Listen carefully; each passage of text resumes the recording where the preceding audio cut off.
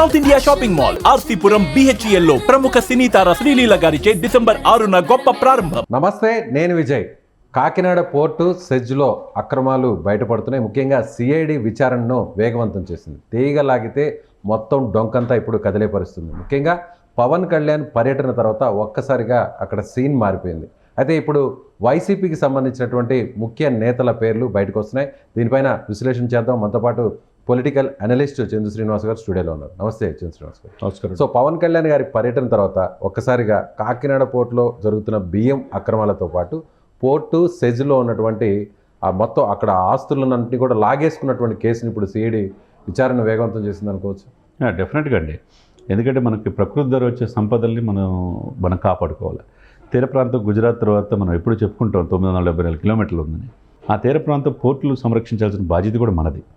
దశాబ్దాల తరబడి నడుపుతున్న వాళ్ళు ఎవరు, దీని వెనక ఏందనేది ఎవరు వేలెత్తి చూపల. పవన్ కళ్యాణ్ గారు ఆ పోర్టు ద్వారా 2 దశాబ్దాల నుంచి బియ్యం అక్రమ రవాణా అవుతుందని చెప్పి మొట్టమొదటి చెప్పిన రాజకీయ నాయకుడు ఈయనే. ఆయనకి ఎటువంటి స్వార్థం లేదు కాబట్టి ఆయా పార్టీ నాయకులు అందరూ కూడా దాంట్లో ఉన్నారు. ఎన్నికల ముందే దీని గురించి చెప్పారంటే ఇప్పుడు దీన్ని బట్టి మనకు తెలిసిన సమాచారం 45,700 కోట్ల వ్యాపారం జరిగిందన్నమాట అక్రమంగా బియ్యం సప్లై.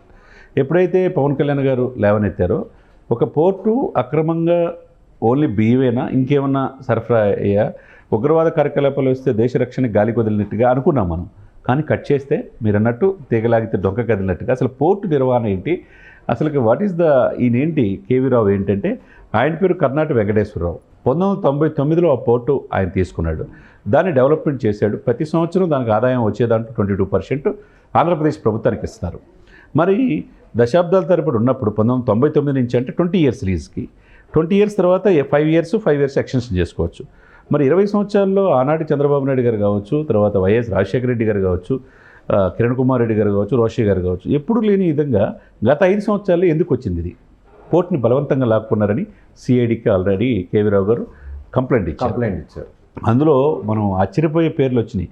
ఎప్పుడు సజ్జల భార్గవ్ అంటే సజ్జల రామకృష్ణారెడ్డి కొరకు సోషల్ మీడియా చూస్తున్నారని ఆయన మీద 11 కేసులు నమోదని ఆయన వెలుగొచ్చాడు. కానీ మొట్టమొదటిసారిగా వైవి సుబ్బారెడ్డి కొడుకు వచ్చాడు, వైవి విక్రాంత్ రెడ్డి. ఆయన A1 అంటే అప్పనంగా నన్ను బెదిరించి 3,690 కోట్లు విలువ చేసే నా షేర్స్ని రాపించుకున్నారు. ఇది జరిగింది, నా గొంతు మీద కత్తి పెట్టి నా కుటుంబాన్ని చంపేస్తామని బెదిరించి అని చెప్పి సిఐడి రవిశంకర్ అయ్యనార్కి కంప్లైంట్ ఇచ్చారంటే త్వరితగతిన విచారణ జరుగుతుంది. ఈలోపు సిబిఐ ఎంక్వైరీ కూడా కావాలని కొంతమంది అంటున్నారు. ఏదేమైనా కానీ దీంట్లో ఎవరున్నారో చూస్తే పేర్లు ఆశ్చర్యంగా ఉంది. ఇప్పుడు మరి జగన్మోహన్ రెడ్డి గారి మీద 33 కేసులు ఉన్నప్పుడు A2గా ఎవరున్నారు దాంట్లో?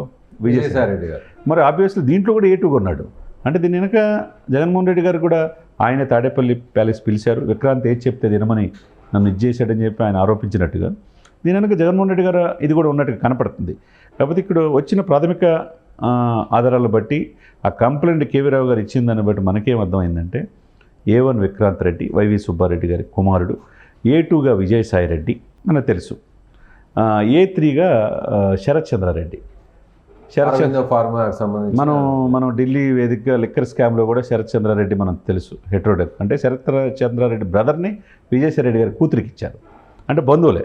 ఇప్పుడు ఆయన ఫార్మా హెట్రోడెక్స్ అనేక వివాదాల భూములు కూడా తక్కువ రేట్లకు ఇచ్చారనేది ఆరోపణలు ఉన్నాయి. అదే సమయంలో ఆయన A3గా దీంట్లో ఉన్నాడు. A4గా శ్రీధర్ అండ్ సంతానం చార్టెడ్ అకౌంట్ కంపెనీ ఉంది. A5గా హెట్రోడ్ అరబిందో రియాలిటీ అని ఉంది. అరబిందో ఎవరిది? విజయసాయి రెడ్డి ఫ్యామిలీ, శరత్ చంద్రారెడ్డి వీళ్ళది. కాబట్టి ఈ 5గురి మీద ఆరోపణలు చేయడం అనేది ఒక్కసారిగా అంటే ఏం జరిగింది ఏంటి అనేది పూర్వపురాలు వెళ్తే అతన్ని బెదిరించి మీ మీద ఆరోపణలు ఉన్నాయి, ప్రభుత్వానికి సొమ్ము కట్టలేదని చెప్పి బెదిరించి తర్వాత ఆయన కత్తిపెట్టి నువ్వు రాస్తావా లేదని చెప్పేసి తీసుకున్నట్టుగా తీసుకున్న ఇదేంటంటే 3,690 కోట్లు అంటే మామూలు విషయం కాదు కదా. ఇంకా 52% మిగతా రిమైనింగ్ సైజులో ఉంది జిఎంఆర్ అయితే మొత్తం వదిలిపెట్టి వెళ్ళిపోయారు వాళ్ళు. అది కూడా వీళ్ళు క్యాప్చర్ చేసుకున్నారంటే దీన్ని బట్టి ఆంధ్రప్రదేశ్లో సహజ వనరులను ఏ విధంగా పోర్టులు ఏ విధంగా దోపిడీ చేశారు. మన కృష్ణపట్నం మీకు కూడా తెలుసు, నెల్లూరు, అది కూడా అదానిమయంకి జగన్మోహన్ రెడ్డి గారు పూర్తిగా సహకారం నవయుగా ఉండేదాన్ని అట్లా తీసుకెళ్ళి ఇప్పుడు మొత్తం వాళ్ళకి అప్పచెప్పారు. కాబట్టి దీంట్లో విచారించాలి త్వరితగతిన. ప్రభుత్వ ఆస్తులు పోర్టులు సంరక్షణ బాధ్యత కేంద్ర రాష్ట్ర ప్రభుత్వాలది. మరి దాని వచ్చే ఆదాయాన్ని రాష్ట్ర ప్రభుత్వాలు కూడా తీసుకుంటాయి. మరి ఎప్పుడు లేని విధంగా గత 5 సంవత్సరాలు ఎందుకు పోర్టుని వీళ్ళ చేతుల్లో కవర్ నేస్తాలు పెట్టుకున్నారు? అరబిందో యొక్క ఆబ్జెక్ట్ ఏంటి? దీనికి ఎందుకు ప్రభుత్వం సహకరించింది? అనేది ప్రధానంగా ఆరోపణలు వస్తున్నాయి. ఏదైనా కానండి దీని మీద త్వరితగతిన ఎంక్వైరీ చేయాలి. దీని వెనక గత ప్రభుత్వంలో పెద్దలు ఎవరు సహకరించారు, ఆయన బెదిరించి తక్కువ రేటుకి ఎందుకు షేర్స్ తీసుకున్నారు, ఈ పోర్ట్ను ఆధీనంలో తీసుకొని ఇంకా బియ్యమేనా ఇంకేమైనా చేస్తున్నారా అనేది ఆరోపణలు కూడా ఉన్నాయి. ఇకపోతే సార్ చూడండి, మనం విజయ్ గారు సెజ్ల రూపంలో ఎక్కడికక్కడ ఆక్రమించుకున్నారు. ఇకపోతే పోర్టులు, తర్వాత లేటరైటు, తర్వాత శాండ్, బియ్యం, ఇక ఏది కూడా ప్రతి దాంట్లో వివాదాల నడుమ జగన్మోహన్ రెడ్డి గారి మెడ చుట్టూ తిరుగుతున్నట్టుగానే కనపడుతుంది. అంటే ఇక్కడ చంద్ర శ్రీనివాస్ గారు, పవన్ కళ్యాణ్ గారు ఏ స్టెప్ వేసినా కూడా చాలా వ్యూహాత్మకంగా వేస్తున్నారనేది మనం చూడాలి. అంటే ఆయన హోమ్ మినిస్టర్కి సంబంధించినటువంటి పదవి మీద కొన్ని హాట్ కామెంట్స్ చేశారు. అవసరమైతే తాను రంగంలో దిగుతాను, నేనే కానీ హోమ్ మినిస్టర్ అయితే ఇక్కడ వైసీపీ అరాచకవాదులు లేదంటే మహిళల మీద అఘాయిత్యాలు చేసేవారి పట్ల వేరే రకంగా ఉంటుంది అని చెప్పి ఆయన చెప్పారు. ఆ వెంటనే పోస్టులు ఎవరైతే పెట్టారో మహిళల మీద, గతంలో ఆయన కుటుంబం మీద, టీడీపీ ఫ్యామిలీ మీద, వాళ్ళందరి మీద కూడా కేసులు పడ్డా. ఇప్పుడు దానికి సంబంధించి కూడా ఒక ప్రత్యేకమైన చట్టాన్ని కూడా తీసుకొచ్చారు. ఇప్పుడు తర్వాత కాకినాడ విషయంలో బియ్యం అక్రమ రవాణా మీద ఆయన స్పందించారు. సో ఆ తర్వాత వెంటనే దాని మీద కూపీ లాగుతున్నారు. ఇప్పుడు పోర్ట్లో జరిగినటువంటి అక్రమాల మీద కూడా జరుగుతాయి. అంటే ఇదంతా ఒక ప్లాన్ ప్రకారం జరుగుతుందా లేదంటే యాదృచ్ఛికంగా జరుగుతుందా? డెఫినెట్గా ప్లాన్ ప్రకారం అనుకోవచ్చు కదా. అంటే గత ప్రభుత్వంలో ఆరోపించింది ఎవరు, కాకినాడ పోర్టు కేంద్రం కానీ దశాబ్దాల తరబడి ఆయా పార్టీలు అందరూ కూడా దాంట్లో ఇన్వాల్వ్ అయి ఉన్నారు. మరి కన్సల్ట్ ఎమ్మెల్యే లేకుండా జరిగిద్దా, లేకపోతే ఆ పార్టీ నాయకులు లేకుండా జరిగిద్దా, దశాబ్దాలుగా ఎందుకు ఇలా జరుగుతుంది, లక్షల కోట్ల నుంచి వ్యాపారం ఎందుకు అక్రమంగా ఆఫ్రికా కంట్రీస్కి వెళ్తుంది ఈ బియ్యం అని చెప్పి అందరూ ఆరోపణ కదా. అదే సమయంలో మీరన్నట్టు ఎవరైతే సోషల్ మీడియా అబ్యూజ్ బిల్ అనేది పెట్టబోతున్నారు, తన దాకా వస్తే తెలియదు అన్నట్టు తన కుటుంబాన్ని అంత అవహేళన చేసి మాట్లాడినప్పుడు ప్రభుత్వం వచ్చి 4 నెలలైనా నిమ్మకు నీరెత్తినట్టు ఉంటే ఎట్లా లా అండ్ ఆర్డర్ రైడ్ పరిస్థితి అని చెప్పి ఆ రోజు ఎప్పుడైతే ప్రశ్నించాడో, ఆ ప్రశ్నించిన తర్వాతే బోరగడ్డ అనిల్ అరెస్ట్ కావచ్చు, ఆ తర్వాత వర్ర రవీందర్ రెడ్డి కావచ్చు, లేకపోతే పోసాని కృష్ణమూర్తి మీద కేసు కావచ్చు, సజ్జల భార్గవ మీద కేసులు కావచ్చు, ఆర్జీవి మీద కావచ్చు, శ్రీరెడ్డి క్షమాపణ, ఇవన్నీ భయం అనేది ఒకసారి చూపించాడు పవన్ కళ్యాణ్ గారు. కాబట్టి దీంట్లో ఎవరైనా సోషల్ మీడియా ఒక వ్యక్తిగత హననం చేయాలంటే భయం అనేది అమ్మ లోపలేస్తారనే భయం కలిగింది. అది లా అండ్ ఆర్డర్ ఇదిలో సిస్టంలో ఉంది. రెండోది ఏంటంటే 3 రోజులు రాష్ట్రానికి కావాల్సిన నిధుల కోసం 7 మంత్రులు, కేంద్ర మంత్రులు కలిశాడు, ఉపరాష్ట్రపతి విందు, తర్వాత మోదీ గారిని కలిశాడు. రాష్ట్రానికి ఏం కావాలో తెచ్చుకున్నారు. తీసుకున్న తర్వాత డైరెక్ట్గా కాకినాడ పోర్టుకి వెళ్తాం. 2 నెలల నుంచి నాకే పెద్దలు వెళ్ళొద్దన్నారు అని అనటం, ఆయనకే పర్మిషన్ లేకపోవటం, ఇది ఏంటిది? మనం వేరే దేశంలో ఏమి లేవు కదా సార్. 9 నాటికల్ మైళ్ళు లోపలికి సముద్రంలో వెళ్ళి ఆ షిప్ని తన సెల్ఫీ తీసి వీడియో తీసి బాహ్య ప్రపంచాన్ని తెలియజేయటం. ఒక డైలాగ్ కూడా ఇప్పుడు బాగా పాపులర్ అయిపోయింది, సీజ్ ద షిప్. ఒక తెలుగు ఫిల్మ్ ఛాంబర్లో కూడా ఆ పేరు సినిమా టైటిల్ కూడా రిజిస్టర్ చేసుకున్నారు. ఏదైనా కానీ ఒక దేశవ్యాప్తంగా ఒక పెద్ద సెన్సేషన్ అయింది. పవన్ కళ్యాణ్ గారు ఏంటంటే స్వార్థం లేని వ్యక్తి, మనం ఎప్పుడు చెప్పుకుంటాం. ఆయనకి డబ్బు ఇవ్వలేదు, ఏదో ఉన్నదాన్ని పేదలు పంచే ఆలోచన తప్పితే మన సహజ వనరులు మనం కాపాడుకోవాలా, పోర్టులు సంరక్షించుకోవాలా, అక్రమంగా రవాణా అరికట్టాలా, ఎవరైతే అక్రమార్కులు ఉన్నారో వాళ్ళు బోన్లో నుంచోబెట్టాలా. ఇప్పుడు కూడా ఈ పోర్టుల విషయంలో కూడా ఎవరికి తెలియంది ఇప్పుడు వరకు అసలు ఈ పోర్టు ఎవరి పరిధిలో ఉంది, దీన్ని ఎవరు ఆక్రమించుకున్నారు, ఎవరు బెదిరించారు, దీంట్లో A1 నుంచి A5 వరకు ఎవరున్నారు, ఇది తెలియాలి కదండి. లేకపోతే మనం రిషికొండలు చూసాం, కొండలు కరిగించి సుందరమైన భవనాలు 500 కోట్ల రూపాయలతో కట్టుకున్నారు. ఎవరు సొమ్ము అది చెప్పండి సార్ మీరు. చివరికి 5 స్టార్ హోటల్ విజయసాయి రెడ్డి గారి కూతురు మీద కట్టుకుంటే కోర్టుకి వెళ్ళారు, అది ఆపిచ్చారు. ఇక అంటే ఏది కావాలంటే 2.5 లక్షల కోట్ల అప్పు ఉన్నది, 10 లక్షల కోట్లుగా అప్పు పోతే ఆంధ్రప్రదేశ్ ప్రజలు సంక్షేమం మాటను పథకాలు ఇచ్చాం, 2.5 లక్షలు ఇచ్చామంటే సంక్షేమం మాటను అభివృద్ధి మర్చిపోయారు కదా. అందుకే 150 సీట్ల నుంచి 11 సీట్లు పరిమితమని. ఇప్పుడు ఈ చూస్తే తవ్వే కొద్దీ అసలు ఒక్కొక్కటి 10 కుక్కలాగా బయటకు వస్తుంది. అంటే బియ్యం అక్రమ రవాణా అంతా ఒక గ్యాంగ్ చూస్తుంటే అక్కడ పోర్టుకి సంబంధించినటువంటి ఆ వ్యవహారాలు, ఆస్తులన్నింటినీ కూడా పెద్ద తలకాయలు ఇందులో ఇన్వాల్వ్ అయ్యాయంటారు. డెఫినెట్గా ఇప్పుడు ద్వారంపూడి చంద్రశేఖర్ రెడ్డి గారికి వాళ్ళ నాన్నగారు భాస్కర్ రెడ్డి ఏంటి, రాష్ట్ర మొత్తం సివిల్ సప్లై మొత్తం ఆయన చేతిలో ఉంటుంది, వీరభద్రారెడ్డి పోర్టు అంతా అతని చేతిలో ఉంటుంది. ఈ ముగ్గురు కలిపి వాళ్ళదే. తర్వాత వీళ్ళది తెలుసు, వాళ్ళ పేరు కూడా, వాళ్ళ కంపెనీ కూడా పేరు వచ్చింది. 2 రొయ్యల్ ఫ్యాక్టరీలు కూడా, మానస అనేది చేశారు, 2 రొయ్యల్ ఫ్యాక్టరీలు సీజ్ చేశారు. మానస ఎంటర్ప్రైజ్ వాళ్ళదే. 7 ఎకరాలు ఈ యొక్క పోర్టు పరిధిలో 7 ఎకరాలు వీళ్ళ పేరు మీద ఉంది, మానస పేరు మీద. కాబట్టి దశాబ్దాల తరబడి మమ్మల్ని ఏం చేయలేరనే ఇదిలో వాళ్ళు ఉండిపోయారు. కానీ మేము ఏదైనా చేస్తామనేది పవన్ కళ్యాణ్ గారి ద్వారా ఈ కూటమి చేసి చూపిస్తుంది అనమాట. ఏదైనా ప్రభుత్వ సొమ్ముని అప్పరంగా ఎవరు కూడా తీసుకోకూడదు సార్. మన పోర్టులు దేశ రక్షణకు సంబంధించినవి. పోర్టులు ఏంది, ఎగుమతులు దిగుమతులు ఏం జరగాలి, మనకు కావాల్సిన వస్తువులు ఇతర దేశాల నుంచి దిగుమతి చేసుకోవాలా, మనం ఇతర దేశాలకు ఏదైనా ఉన్నప్పుడు మన పోర్టుల ద్వారా మనం ఇవ్వాలి. సో అంటే ఇప్పుడు ఈ వ్యవహారంతో, ఈ కాకినాడ పోర్టు వ్యవహారంతో వైసీపీ పెద్దల మెడకు ఇదంతా చుట్టుకునే అవకాశం చాలా స్పష్టంగా కనిపిస్తుంది అనుకోవచ్చు. 100% ఉంది. నిన్నటిదాకా మనం ఏమనుకున్నామంటే కొన్ని కేసులు లిక్కర్ స్కామ్ అన్నారు, శాండ్ స్కామ్, వెంకటరామరెడ్డి గారు ఐఏఎస్లు ఇసుక స్కాములు, మైనింగ్ దాంట్లో లోపలికి వెళ్ళాడు. అట్లనే ఇంకొక ఐఏఎస్ ఆఫీసర్ వెళ్ళాడు. 15 మంది ఐపీఎస్లు లిస్టులో ఉన్నారు, సస్పెన్షన్ కొంతమంది గురయ్యారు. మొన్నటిదాకా మహిళా నటి విషయంలో మళ్ళా సునీల్ కుమార్ సిఐడి ఆయన కూడా సస్పెండ్ చేశారు. అంటే మొత్తం అప్పుడు ఏది కావాలంటే ప్రభుత్వం చెప్పినట్టు అధికారుల మీద వీళ్ళు ఉక్కుపాదం మోపుతున్నారు ఆధారాలతో సహా. కాబట్టి ఇప్పుడు ఎవరు ఊహించిన విధంగా ఈ పోర్టు నిర్వహణ కూడా జగన్మోహన్ రెడ్డి గారి కనుసనల్లో తాడేపల్లి వేదికగా ఇది జరిగింది అనేది ప్రధానంగా ఆరోపిస్తున్నారు.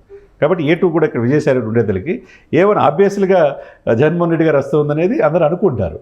అంటే కాలమే నిర్ణయించాలి మనం ఇంకా ఎవరెవరు ఉన్నారు దీంట్లో ఏందనేది మనం చూడాలి. అంటే పవన్ కళ్యాణ్ మాటల కంటే కూడా చేతలనే చాలా స్పష్టంగా కనిపిస్తున్నాయి అనుకోవచ్చా? అంటే ఆయన ఒక మాట అన్నారు ఎన్నికలకు ముందు, జగన్ మిమ్మల్ని, నిన్ను, నీ పార్టీని అధపాతాళానికి తొక్కేస్తా అన్నారు.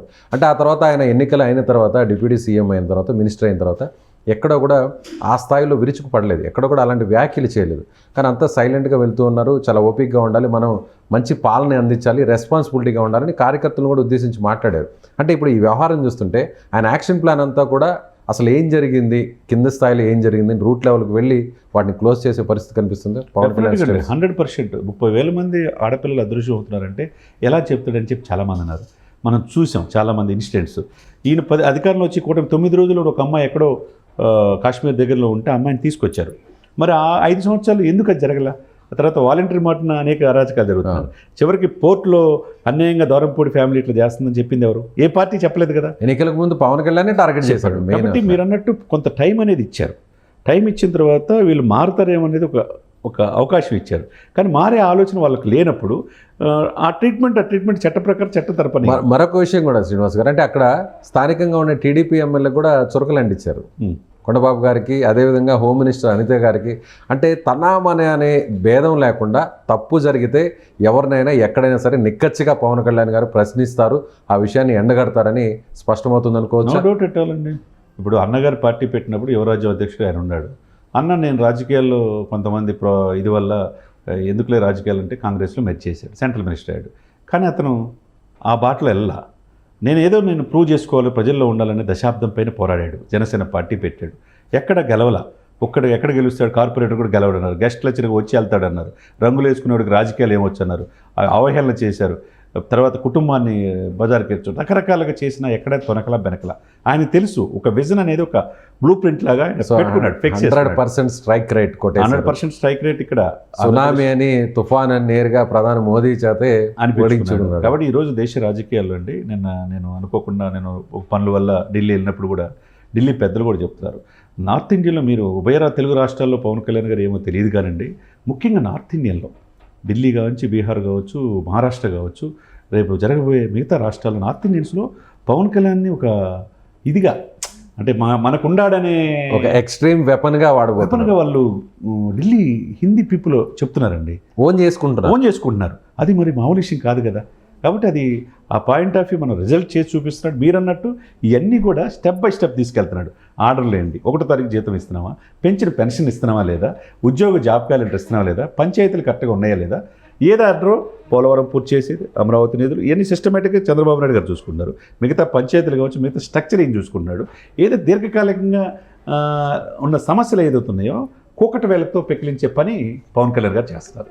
Right sir, thank you so much చెన్ శ్రీనివాస్ గారు. ఇది చెన్ శ్రీనివాస్ గారు చెప్తున్నాడు, ఖచ్చితంగా పవన్ కళ్యాణ్ వేసేటువంటి అడుగులంతా కూడా ఎక్కడ అక్రమాలు జరిగినా కూడా వాటిని ఎండగట్టడం కోసం, ముఖ్యంగా ప్రభుత్వం నుంచి ప్రజలకు పరిష్కారం చూపే దిశగా ఆయన వెళ్తున్నారు. ముఖ్యంగా కాకినాడ పోర్టులో జరిగిన బియ్యం అక్రమ రవాణాతో పాటుగా పోర్టు మేనేజ్మెంట్ వ్యవహారాల్లో వైసీపీ పెద్దలు తల పెట్టడం, అందులో జోక్యం చేసుకొని ఆ ఆస్తులను కూడా లాక్కున్నటువంటి క్రమాలంతా కూడా సిఐడి ఎండగట్టబోతుంది. దీనికి సంబంధించి కూడా పెద్దలు వ్యవహారం బయటకు వచ్చే అవకాశం ఉన్నట్టుగా చంద్ర శ్రీనివాస్ గారు చెప్తున్నారు. Thank you so much. Suman టీవీలో మీ పర్సనల్ అండ్ బిజినెస్ ప్రమోషన్స్ కోసం కింది నెంబర్కి కాంటాక్ట్ చేయండి.